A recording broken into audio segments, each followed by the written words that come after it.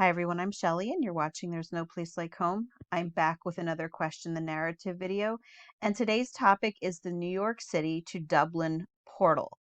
And the reason that I'm talking about this today is because some people in the comments actually asked me to address it and to give my thoughts on it. And I'll be honest, the comments that I read about it were the first time that I had heard anything about it because I don't watch the news and I am much better for it. But I said that I would look into it, and so I did. And let's just look at what this portal is and what I think of it. So this is USA Today, and it says mystical portals now connect New York and Dublin, part of a bridge to a united planet. And that certainly sounds like, ooh, oh my gosh, it's a mystical portal. Well, okay. Portals have been critical time and travel devices in Star Trek, Stargate, and the video game Portal. Now there's live stream video portals connecting cities around the world. Okay, so that's what it is. It is live stream video between New York City and Dublin. And this is not the first time that this has been done. It has connected other cities before. And so when we are thinking of portal, when I was searching the topic, I came across a few clips where it said that people actually thought this was like almost like what you would see on the Sci-Fi Channel, like an actual portal. And I don't know if they were being serious or not. But, in this day and age, you never know because we're lied to about so many things. But at the same time, I was incredulous. I'm like, I don't think that they would put an actual, even if they do have the technology like that, I don't think they would put an actual portal in the middle of New York City and Dublin. But let me just read on because there are some interesting things more about the creator of the portal, but than the portal itself, in my opinion. But let's just read what this says. Two massive circular live stream video portals now connect New York City and Dublin, Ireland, all part of an artist's plan to bring the world closer together. This pair of portals, which became operational Wednesday, connects the two cities, separated by more than 3,000 miles, with a 24/7 live video link. The New York City portal is in Manhattan's Flatiron district, while the portal in Dublin is installed near O'Connell Street, the city's main street. The organization behind the installations, portals.org, previously set up portals in Vilnius, Lithuania, and Lublin, Poland in May 2021. Portals founder Benediktas Gilis, a Lithuanian artist, author, and entrepreneur, funded the initial project, but local groups have collaborated around portal installations.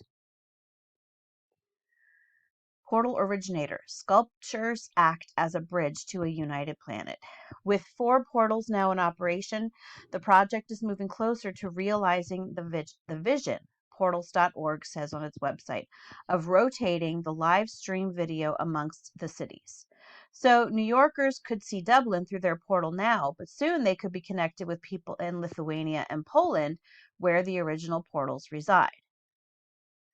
The one most misunderstood thing about portals that sometimes frustrates me a little bit is that it's not about connecting just 2 countries, the artist said in an Instagram video. Portals are sculptures that form a global network that is going to act as a bridge to a united planet. Every minute, the connection rotates between multiple countries on Earth, inviting all of us to meet above borders and differences.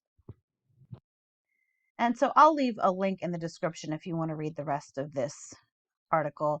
I really just wanted to read the bit that actually says what it is. Interestingly, even though the portal just opened last week, it already has a Wikipedia page. So let's just read that. The New York Dublin portal, also simply known as the portal, is an interactive installation created by Lithuanian artist Benediktas Gilis. Again, we're hearing a lot of the same stuff.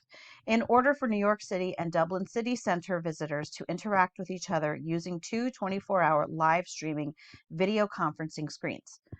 So again, this is not a portal that you can reach your hand through like in the show Stargate SG-1. It's a live stream. It's kind of like Zoom, but on a grand scale. I guess that's a very basic way of saying it. The second series of installations in Gillis's Portal series, the New York Dublin Portal, has been compared to Paul St. George's past art installation named The Telectroscope, which connected New York to London in 2008. I actually had never heard of that. But if you look, it already has a history written, even though it just started last week. So let's see what it says. The portal, and we can actually see, maybe this video we can save kind of as an archive to see how much the Wikipedia page changes for it over time. But anyway, the portal sculpture concept was created by Benedictus Gillis, and we already read most of that. So let's just continue down here. On Wednesday, May 8th, 2024, the portals were officially unveiled in their respective cities. And we already read a lot of this too. To celebrate the unveiling, visitors in both cities held up signs to greet each other, with dancers from the New York side performing a dance routine. Sounds like some great festivity. By Monday, May 13th, the video screens connecting the two cities were temporarily turned off, following reports that participants were behaving inappropriately. Does not surprise me in the least. People are so childish. Anyway, those on the Dublin side were seen displaying this and imagery of this, projecting swear words from their phone screens and flashing. In addition, an OnlyFans model on the New York side flashed these to those in Dublin. A Dublin City Council spokesperson said the authority had witnessed a very small minority engage in the inappropriate behavior, and technical solutions to address it are being implemented. It's just ridiculous. Okay, anyway. So if you think about it, though, let's take a look at what this portal looks like. So here's a photo of it, and it looks like something that you would see on the Sci-Fi Channel. See, something very similar here. And so, I had to ask myself, okay, is this a case of art imitating life? And, I thought about it and I thought, but how much would an artist actually know about the sorts of technology that our black budget might be covering? Because we don't know what the black budget is actually being used for. And if they have technology like this, they're not going to tell us, at least not until a long, long time in the future after it has already been used or invented. And it wouldn't surprise me at all, because the fact remains that portals have their own, we can just say, mythology throughout history. But actually, yeah, let me just show you some of the things that I collected about this. So first we have dolmens. They're around the world. I thought that they were just a Celtic thing, but they're even found in Korea. There's a list on Wikipedia of where you can find dolmens around the world. And interestingly, these megalithic structures are also known as portal tombs. And yes, there are some legends that these were actually used as portals. And we've talked about this on this channel before, but we know, according to the Book of Enoch, that the Watchers gave technology and knowledge to the people of that time that God didn't want them to have. And so you have to wonder, well, what sort of technology could they have given? And portals is often something that people will talk about on that list, saying we think this is something that they could have given. And this is all speculation. But again, is this art imitating life? So here we have a Native American petroglyph, and you see this spiral here. And what the archaeologists and anthropologists will usually say is that these spirals represent stars, which is odd because there's only one here. And there are many people coming in saying that certainly looks more like a portal. And interestingly enough, it looks a lot like what is seen in the sky whenever they tell us that a SpaceX rocket is in the sky. Recently, many spirals like this have been filmed in the sky. And yes, they will usually attribute it to some sort of rocket launch, typically SpaceX, but not always. And if you take a look at this and you take a look at this, they do look very similar. Now, is the one that we see in the sky that they're attributing to a rocket a portal? Perhaps. Again, speculation. We don't know. But if we look here at this petroglyph, we see that this one has multiple spirals on it. And this is another one. The first time that I saw it was on America Unearthed with Scott Wolter. And I know that he was saying that these are stars. And I mean, they could be. They could be stars. They could also be portals. And again, I'm saying more likely even that this one is because it is the only one there. And additionally, there are Native American legends where there are, some people call them stargates, some people call them portals, that are on their sacred sites, and that is why they do not want people going on their land.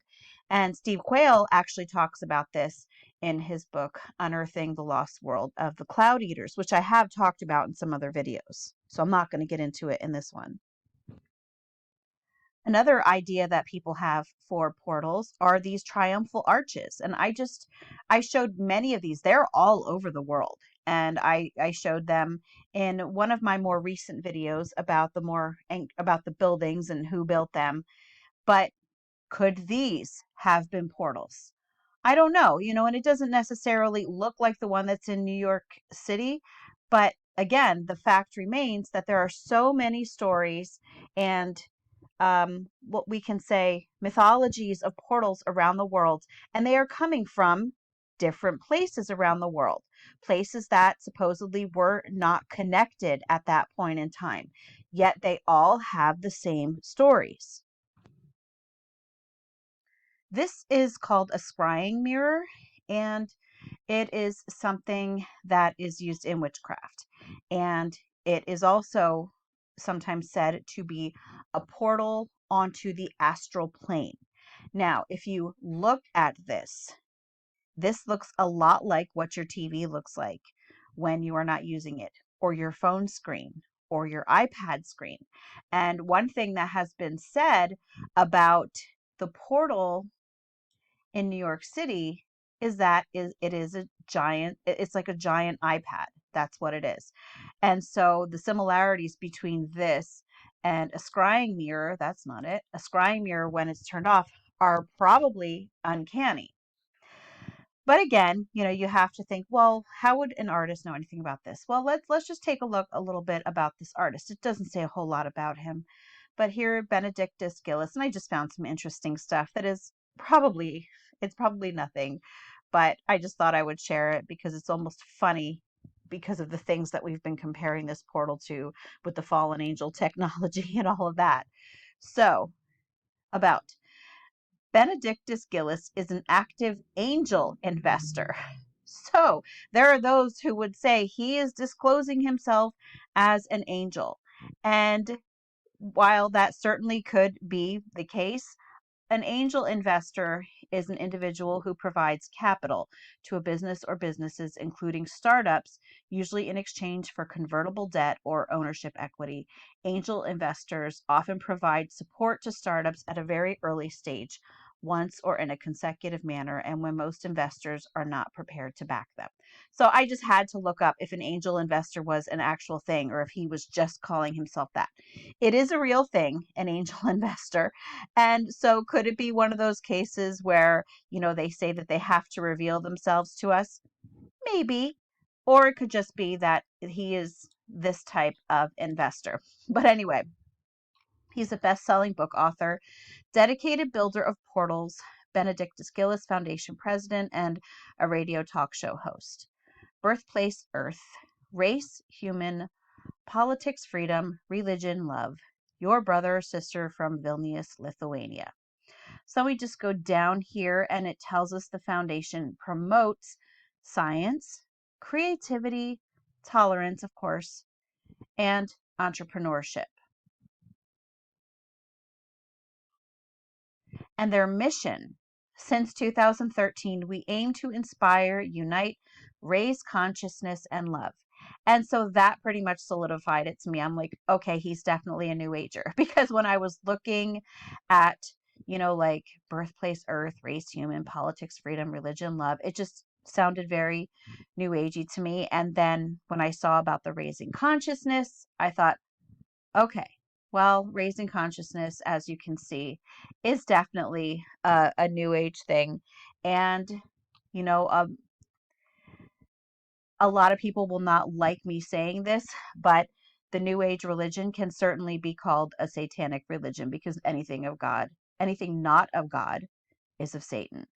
And this is something that is rampant in the world nowadays. And so again, he could just be someone who is trying to make the world a better place. And I think that's probably likely what it is. But I do think that it's important that we do know the background of these people and what their possible motives are.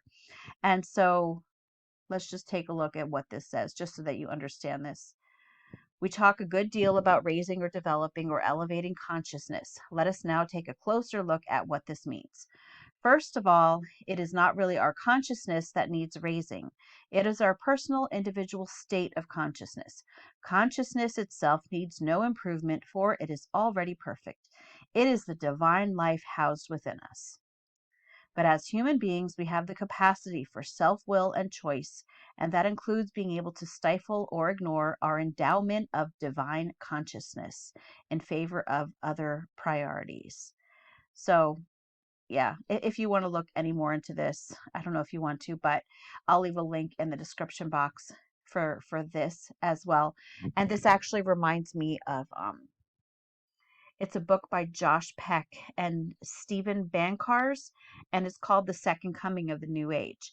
And it's actually talking about the rise of the New Age religion and how much of the talk of the astral planes is actually people, they take these drugs like LSD and they see these demonic things, and they're saying yes, that what they are seeing on what they're calling astral planes, they are seeing demons. So could that be something, related to what they're trying to accomplish with the portal?